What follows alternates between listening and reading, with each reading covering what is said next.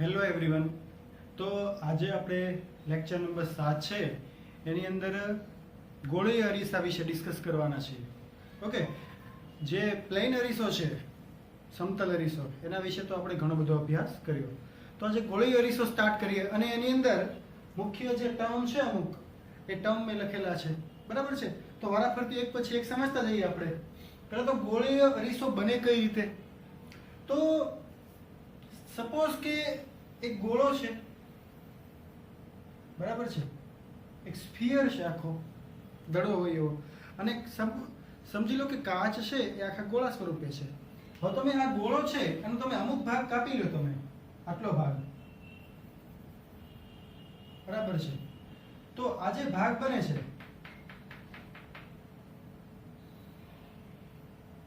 આ જે અરીસો બન્યો એ બન્યો ગોળીય અરીસો, હે ને. મતલબ ગોળામાંથી કોઈ એક ભાગ કાપી લેવાનો છે.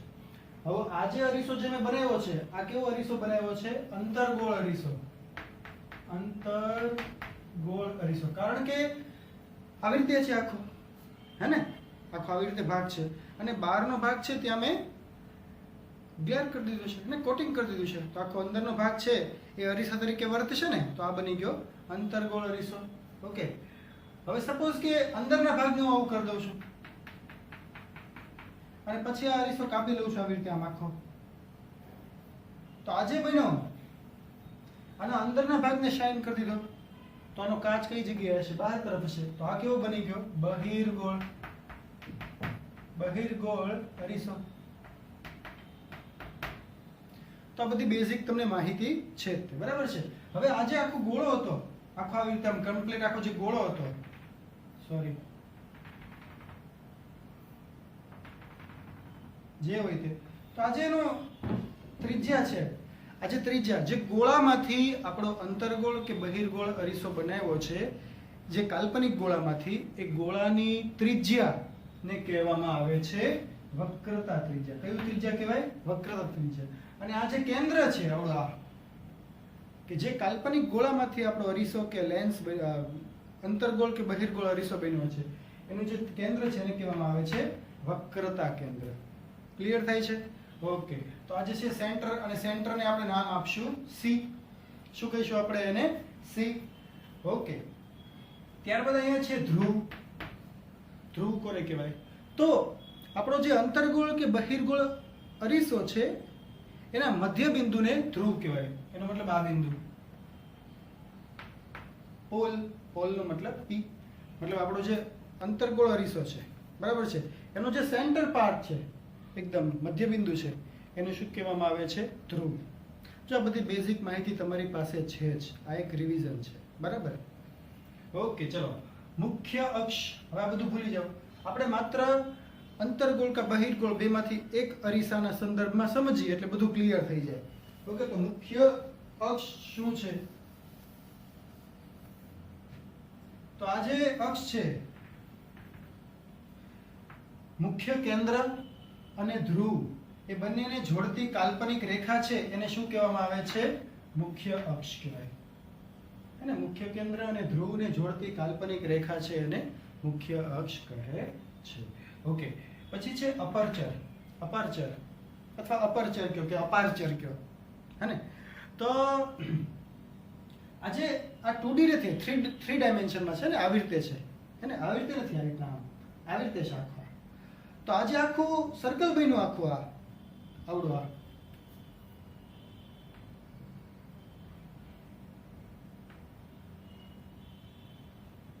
આજે આખું સર્કલ બન્યું.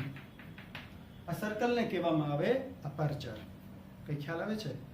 જે અંતર્ગોળ અરીસો છે એ આખો 3D માં આ ટાઈપનો દેખાય છે, તો આખું જે સર્કલ બને છે આવડું, એ સર્કલને કહેવાય છે અપર્ચર. અને સર્કલની ત્રિજ્યા છે આટલી ત્રિજ્યા, આને કહેવામાં આવે છે રેડિયસ ઓફ અપર્ચર. અને અપર્ચરની ત્રિજ્યા, ટૂંકમાં અપર્ચર મતલબ કે જે લેન્સ છે એ સર્કલમાં કેટલો છે, બરાબર છે. ઓકે, મુખ્ય કેન્દ્ર. હવે મુખ્ય કેન્દ્રમાં આપણે એવું કહી શકીએ કે સપોઝ કે અંતર્ગોળ અરીસો છે,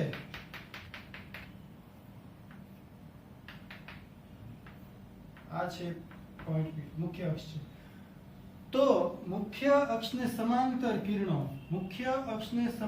કિરણો આવતા હોય અને અહીંયા પરાવર્તન પામે ને, પરાવર્તન પામીને જે બિંદુએ કેન્દ્રિત થતા હોય, ઓકે, જે બિંદુએ કેન્દ્રિત થતા હોય એ બિંદુને મુખ્ય કેન્દ્ર કહેવામાં આવે છે. મુખ્ય અક્ષને સમાંતર કિરણો કે જે અરીસા વડે રિફ્લેક્શન પરાવર્તન પામી અને જે બિંદુ પર કેન્દ્રિત થતા હોય આમથી આવે છે અને આ કેન્દ્રિત થાય છે. આ જે બિંદુ છે એને કહેવાય મુખ્ય કેન્દ્ર. આ પણ તમને ખ્યાલ હશે.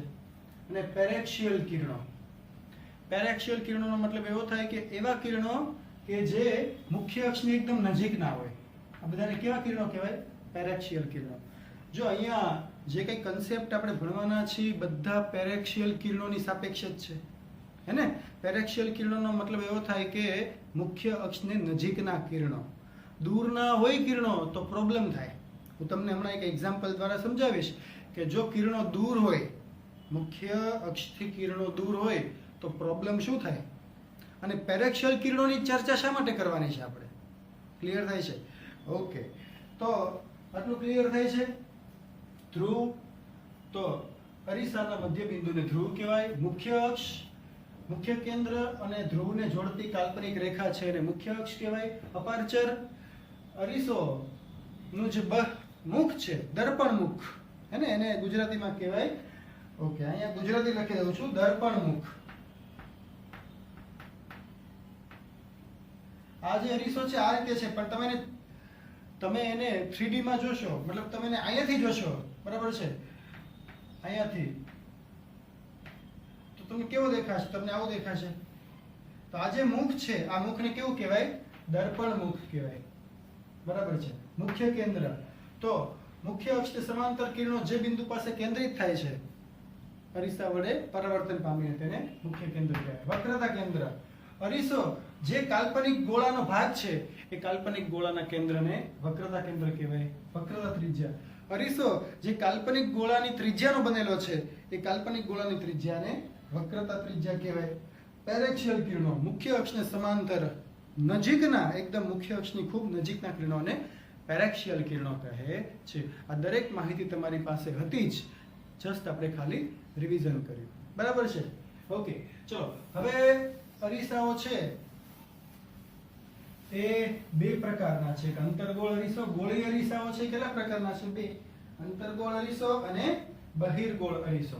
ઓકે, હવે તમને ખ્યાલ છે, સપોઝ કે અહીંયા એક અંતર્ગોળ અરીસો લઈ લો, અહીંયા એક્ઝામ્પલ, ઓકે, આ એક અંતર્ગોળ અરીસો છે, બરાબર છે, અને આ એનું ધ્રુવ છે અને આ મુખ્ય અક્ષ છે. આ થઈ પોઈન્ટ પી અને આ થઈ ગઈ મુખ્ય અક્ષ, બરાબર. હવે સપોઝ કે અહીંયા F છે અને અહીંયા બની જશે C. મુખ્ય કેન્દ્ર આવડો મુખ્ય કેન્દ્ર છે, હે ને? અને આ જે છે એ છે ફોકસ, મુખ્ય કેન્દ્ર અને આ વક્રતા કેન્દ્ર. મુખ્ય કેન્દ્ર અને વક્રતા કેન્દ્ર. અને આ જે અંતર છે આ F ફોકસ છે, તો આ જે ડિસ્ટન્સ છે આવડું અંતર છે એને સ્મોલ f કહેવાય. અને આ જે અંતર છે એને કેપિટલ R કહીશું. બધા જ જે અંતર છે, બધા જ અંતર છે કોની સાપેક્ષે માપવાના હોય છે? દરેક અંતર તો કે ધ્રુવની સાપેક્ષે હોય ને? ખ્યાલ આવે છે? ઓકે, પછી એક સંજ્ઞા પદ્ધતિ છે એ પણ તમને ખ્યાલ હશે. જો બધું બેઝિક છે કે આપાત કિરણ જે છે એની દિશા હંમેશા કેવી લેવી? પોઝિટિવ લેવી. આ એક યાદ રાખવાનું, આપાત કિરણની દિશા હંમેશા પોઝિટિવ લેવામાં આવે છે. બીજું, બધા જ અંતર કોની સાપેક્ષે માપવામાં આવે છે? ધ્રુવની સાપેક્ષે માપવામાં આવે છે. આપાત કિરણની દિશાના બધા જ અંતર કેવા લેવામાં આવે છે? પોઝિટિવ લેવામાં આવે છે. મુખ્ય અક્ષની ઉપરના જે અંતર છે એ પોઝિટિવ લેવામાં આવે છે અને મુખ્ય અક્ષની નીચેના જે અંતર છે એ નેગેટિવ લેવામાં આવે છે. તો ખ્યાલ છે આ બધી વસ્તુ, હે ને? આ મહત્વનું છે. અત્યારે ભલે જોવામાં એકદમ સિમ્પલ લાગે પણ આ બહુ મહત્વનું છે. આપાત કિરણની દિશામાં જે વસ્તુ તમે ગણો એને પોઝિટિવ લેવાની અને બધા જ અંતર કોની સાપેક્ષે માપવાના? ધ્રુવની સાપેક્ષે માપવામાં આવે છે. મુખ્ય અક્ષ ઉપર પોઝિટિવ, મુખ્ય અક્ષની નીચે નેગેટિવ. ચલો આ બેઝિક થઈ ગયું. હવે તમને એક વસ્તુ ખ્યાલ છે કે આ ત્રિજ્યા, વક્રતા ત્રિજ્યા અને વક્રતા મુખ્ય કેન્દ્ર હે ને, તો આ જે વક્રતા ત્રિજ્યા અને આ કેન્દ્ર લંબાઈ છે ને f છે શું છે સ્મોલ f કેન્દ્ર લંબાઈ છે, તો એ બે વચ્ચેનો સંબંધ શું છે તો તમને કદાચ ખ્યાલ હશે કે f r/2 હે ને, મુખ્ય કેન્દ્ર લંબાઈ બરાબર વક્રતા ત્રિજ્યાનું અડધું. પણ આ અર્ધ સત્ય છે, આ પૂરેપૂરું સત્ય નથી હે ને. આ ખાલી કોની માટે સાબિત કરી શકાય? પેરેક્શિયલ કિરણો માટે. સમજાય છે કઈ? બાકી વાસ્તવમાં આ સૂત્ર પોસિબલ નથી હે ને. આમ ગણો તો 90% કેસમાં 90% કેસ છે એની અંદર આ તમે ઇક્વેશન વાપરી શકો કે f r/2. તો પછી ઓરિજિનલ એનું સૂત્ર શું છે? ચાલો આપણે એનાલિસિસ કરીએ થોડુંક. સપોઝ કે કોઈ એક સમાંતર કિરણો આવી રહ્યા છે અને હે ને, અને સમાંતર કિરણો છે તમને ખ્યાલ છે કે મુખ્ય અક્ષ જે છે એને સમાંતર કિરણો છે શેમાંથી પસાર થાય છે? રિફ્લેક્ટ થઈ, તો કે f માંથી પસાર થાય ને, અહીંયા f માંથી પસાર થાય છે. ઓકે ચાલો, તો f માંથી પસાર થાય છે આપણે એવું કહી દઈએ. આગળ જવા દઉં છું. ઓકે, તો અહીંયાથી પસાર કરો. ઓકે ચલો, આ રિફ્લેક્ટ થઈને આમાંથી પસાર થાય. ક્લિયર? ઓકે, આ ડિસ્ટન્સ કેટલું છે આપણું? આ ડિસ્ટન્સ આ તો r છે. હવે તમને ખ્યાલ છે એક વસ્તુ કે કોઈ પણ વર્તુળ હોય અને એનું સેન્ટર હોય, સેન્ટરમાંથી કોઈ પણ બિંદુએ તમે આમ દોરો તો એ હંમેશા કેવું હોય? લંબ જ હોય કે નહીં? વર્તુળના સેન્ટરમાંથી વર્તુળના પરિઘ પર તમે કોઈ પણ એક લંબાઈ દોરો તો એ હંમેશા કેવી હોય? લંબ. તમે અહીંયા દોરશો તો પણ લંબ, તમે અહીંયા દોરશો તો પણ લંબ, અહીંયા દોરશો તો પણ લંબ. સેન્ટર હોવું જોઈએ ને. ઓકે ચલો, આ બધું જવા દો, આટલું જવા દો ખાલી. હવે વિચારો, આ અરીસો છે હે ને, તો વર્તુળથી હું અહીંયા દોરીશ તો લંબ થશે ને અહીંયા સી બિંદુ પરથી, કારણ કે આ જે અરીસો છે અને આ શું છે એનું વક્રતા કેન્દ્ર. તો આ વક્રતા કેન્દ્ર છે, તો વક્રતા કેન્દ્ર ઉપરથી અહીંયા હું દોરીશ આમ, તો એ હંમેશા કેવો હશે? લંબ જ હશે. ખ્યાલ આવે છે તમને? તો આ કેવો હશે? લંબ. તો આ જે ખૂણો થઈ ગયો એ કયો ખૂણો થઈ ગયો? થીટા, આપાત કોણ. તો આ કયો ખૂણો થઈ ગયો? પરાવર્તન કોણ. એ પણ થીટા જ થશે. આપાત કોણ બરાબર પરાવર્તન કોણ હે ને, અને વચ્ચે થઈ ગયો લંબ. આ આપાત કિરણ, આ પરાવર્તિત કિરણ, અને વચ્ચે થઈ ગયો નોર્મલ લંબ. ઓકે, તો તમે જો અહીંયા આ તમે અહીંયા જો તમે આવી રીતે આમ આ જો થીટા હશે તો આ પણ કેટલો હશે આ ખૂણો? તો કે એ પણ કેટલો હશે? થીટા હશે. બરાબર છે. અહીંયા કોઈ એક બિંદુ નામ આપી દો, બિંદુ Q. ઓકે, હું શું ગણતરી કરી રહ્યો છું કે આ હંમેશા સાચું નથી. કોની માટે સાચું છે? પેરેક્શિયલ કિરણો માટે. ઓકે ચલો, આ થીટા છે, આ પણ થીટા છે, આ પણ થીટા છે. હવે આ ત્રિકોણ તમે જો આવડો C, આ કોઈ એક બિંદુ હતું ને F, આ કયું બિંદુ છે? F. C Q F ત્રિકોણ જો તમે આવી રીતે આમ C Q F આવી રીતે થઈ ગયું ને ત્રિકોણ C Q F. એમાં આ ખૂણો થીટા છે અને આ ખૂણો પણ કેવો છે? થીટા છે. રેડી? અને જો આ ડિસ્ટન્સ કેટલું છે? r છે. તો આ ડિસ્ટન્સ એ કેટલું હશે? r જ હશે હે ને, r જ હશે.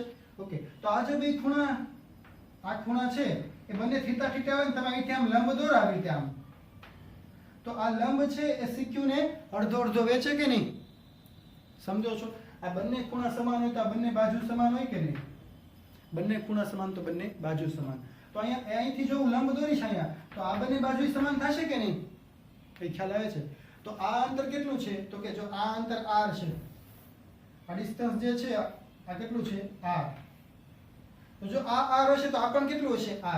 તો જો અહીંયાથી લંબ દોરીશું, લંબ, તો આ કેટલું થઈ જશે? r/2, અને આ પણ કેટલું થશે આવડો? આ r/2. ક્લિયર થાય છે? r/2 r/2. ઓકે ચલો, હવે આ જે ડિસ્ટન્સ છે ને અહીંયા C થી આ ડિસ્ટન્સ, આને x કહી લો. કેટલું ડિસ્ટન્સ છે આવડો? x. અહીંયા બિંદુ F છે. ઓકે, યાદ રાખજો F. ઓકે, હવે આ x છે, આ r/2 છે, r/2 છે, આ થીટા છે. ચલો અહીંયા કિંમત મૂકો અહીંયા, તો જો આ ત્રિકોણ બની ગયો આખો હે ને. તો આ જે ત્રિકોણ બન્યો આવડો કાટકોણ ત્રિકોણ એની અંદર સૂત્ર મૂકું cos theta is equal two પાસેની બાજુ r/2 છેદમાં કર્ણ કોણ છે આપણો આ CF કેટલો x તો કે r/2 છેદમાં x is equal two r/2x cos theta is equal two r/2x. હવે તમે જુઓ આ x છે, ધારો કે x લીધું છે આપણે, ઓકે, આખું કેટલું છે r અને આટલું કેટલું છે f, કારણ કે કિરણ તો અહીંયા ભેગું થાય છે એટલે કેન્દ્ર લંબાઈ તો f છે, આ x ધાર્યું છે આપણે, તો આપણી કેન્દ્ર લંબાઈ કેટલી હશે? કેન્દ્ર લંબાઈ f ઇઝ ઇક્વલ ટુ આ f કેટલું હશે આટલું તો કે r માંથી હું બાદ કરો x, f is equal to r minus x, તો કે r માઈનસ x, તો r માઈનસ x કેટલું છે r બાય અહીંથી કરો x ને કરતા બનાવો r/2 cos થીટા, તો r minus r/2 cos theta છેદમાં છે cos થીટા એટલે આવું કહી શકીએ r minus r/2 sec theta.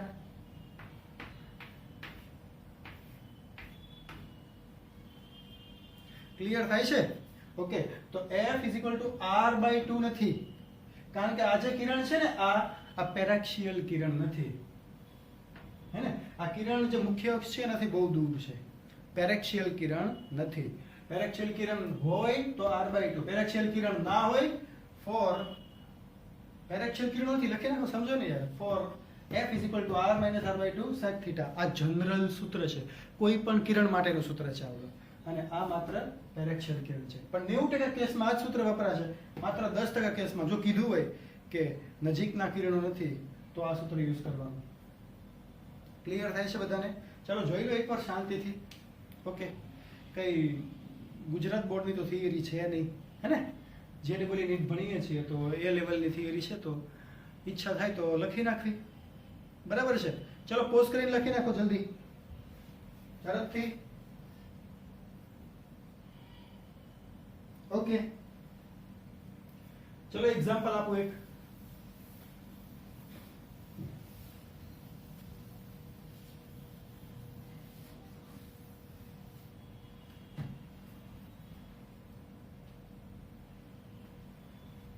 એક અહીંયા લઈ લો, અરીસો લઈ લો એક અહીંયા, બરાબર છે? અહીંયા એક અરીસો લઈએ,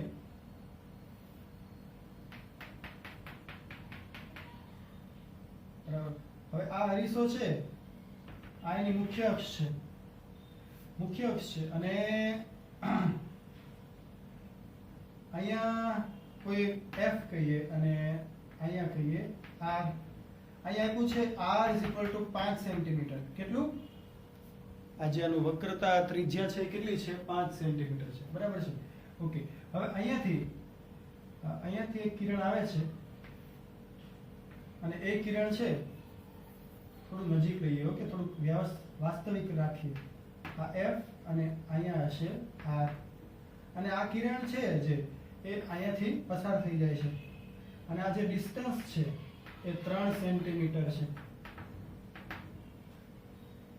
તો જો તમને સિમ્પલ તમને કહું, આ 5 સેન્ટીમીટર, હવે તમને સપોઝ અહીંયા એવું પૂછે છે કે આ જે આ f છે, સપોઝ આ ફોકસ છે, બરાબર છે, અને ફોકસ થી ફોકલ લેન્થ છે એ તો f જ હશે ને, હે ને? f ફોકલ લેન્થ કેટલી હશે? f હશે. ઓકે, આ કેટલું ઉપરથી કિરણ આવે છે? 3 સેન્ટીમીટર. અને આખો જે અરીસો છે એની વક્રતા ત્રિજ્યા કેટલી છે? 5. તો 5 ની સાપેક્ષે 3 છે, એને અવગણી શકાય નહીં. 3 સેન્ટીમીટર છે એટલે આ કિરણને પેરાક્સિયલ કિરણ કહેવાય નહીં. તો તમને અહીંયા પૂછ્યું કે ફોકસ f કેટલું હશે? સવાલ છે વોટ ઇઝ f. ઓકે, હું જનરલી સવાલ લખતો નથી, હું ખાલી સમજાવું છું. સવાલ આવો છે કે કેન્દ્ર લંબાઈ કેટલી છે? ચલો આની f કેટલી છે, અથવા કેન્દ્ર લંબાઈ જાવ તો ખાલી આ કિરણ જે સમાંતર છે એ કિરણ અહીંયા ભેગું થશે તો f ઉપર ભેગું થાય તો આ f ડિસ્ટન્સ f કેટલું હશે? સમજાય છે કે? ઓકે, તો વિચારો. ચલો, તો સિમ્પલ ઘણા લોકોને ક્વેશ્ચન એવું થશે કે f is equal two r/2, r એટલે 5 એટલે કે 5/2 સેન્ટીમીટર. તો આ રોંગ છે, ખોટું છે આ. ઓકે, ચલો જોઈએ રાઈટ શું છે. હવે સમજી લો કે આ r છે, આ કે અહીંથી તમે આમ લંબ દોરશો આ રીતે આમ, બરાબર છે? તો આ ખૂણો કેટલો હશે? થીટા. તો આ પણ કેટલો હશે? થીટા. તો આ પણ કેટલો હશે? થીટા. ચલો એટલું રેડી છે? ઓકે. હવે અહીંયાથી જો તમે આ લઈ લો એક આમ, તો આ ડિસ્ટન્સ કેટલું છે? 3. રાઈટ? ડિસ્ટન્સ કેટલું છે? 3. આ ડિસ્ટન્સ 3 છે. બીજું આ ડિસ્ટન્સ કેટલું છે આવડું? તો કે 5. તો આ 5 હશે તો આ પણ કેટલું હશે? આ અહીંયા કોઈ એક બિંદુ લઈ લો, બિંદુ Q લઈ લો, હે ને? અહીંયા બિંદુ P છે પોલ. તો આ ડિસ્ટન્સ કેટલું? આ જો આ 5 હશે, r = તો આ પણ r જ છે ને, આ પણ ત્રિજ્યા જ છે, તો આ કેટલું હશે? 5. તો આ 5. તો આ 3 હશે, આ 5 હશે, તો આ કેટલું હશે? 4. સિમ્પલ, હે ને? આ 3 છે, આ 5 છે, તો આ કેટલું હશે? 4. ઓકે. ચલો હવે આ ત્રિકોણની વાત કરીએ આપણે. તો આપણું સૂત્ર શું હતું? તો કે સૂત્ર હતું F = r - r/2 sec θ, હે ને? આ સૂત્ર હતું. તો ચલો અહીંથી આપણે cos θ ગોતીએ. cos θ પાસેની બાજુ, આ cos θ નો પાસેની બાજુ આ થઈ ને, આ ત્રિકોણ જો આવડો, પાસેની બાજુ 4/5, 4/5. તો F = r કેટલું છે? તો કે 5 - r/2 5/2 sec θ. cos θ 4 હશે તો 5 હોય, તો sec θ કેટલું હોય? sec θ હોય 5/4. તો લખી દો અહીંયા 5/4. તો 5 - 25/8, 8 × 40 - 25/8 = 15/8 centimetre, which is right answer. તો 4 ઓપ્શન આપ્યા હોય અને આ એક ઓપ્શન પણ આપ્યો હોય અને એક આ ઓપ્શન પણ આપ્યો હોય. જનરલી લોકો શું લખીને આવતો રહે? આ કીધું ન હોય કે પેરાએક્સિયલ છે કે પેરાએક્સિયલ નથી, એવું કશું જ ન કે. તમારે સમજી જવાનું કે r 5 હોય અને આ 3 સેન્ટીમીટર આટલા ઉપરથી કિરણો આવે છે, તો આ પેરાએક્સિયલ કિરણો નથી. અને પેરાએક્સિયલ કિરણો નથી એટલે આ સૂત્ર F = r/2 સાચું પડે નહીં. એની માટે આ સૂત્ર છે F = r - r/2 sec θ. Right answer is not 5/2, it is 15/8 centimetre. Okay. તો અમુક આ બેઝિક વસ્તુ છે, બાકી તો તમને અમુક બધી મોસ્ટ ઓફ બેઝિક વસ્તુ તમને ખ્યાલ છે. તો આજનો લેક્ચર આપણે અહીંયા ફિનિશ કરીએ અને નેક્સ્ટ લેક્ચરની અંદર કંઈક નવા કન્સેપ્ટ સાથે મળીએ. Okay, thank you very much.